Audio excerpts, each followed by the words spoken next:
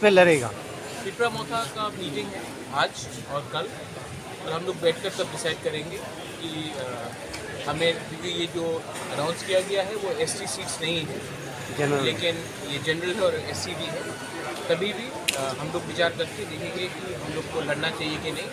लेकिन जहाँ तक मेरा पर्सनल चॉइस है, मुझे लगता है कि हमें एक दो जगह से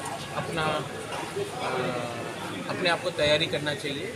2023 में अगर फाइट करना है तो 2022 में भी हमें फाइट करने के लिए रेडी रहना चाहिए। और आप लंदन गए थे तो कि वहाँ जाके किस चीज़ पे चर्चा हुआ इसके वो बाद? आप यूट्यूब पे देख लीजिए। फिर भी- लेकिन फिर भी- जो भी बात किया, त्रिपुरा के बारे में बात किया, हिंदुस्तान के बारे में बात किया, और त्रिपुरा की छवि को ऊपर उठाया।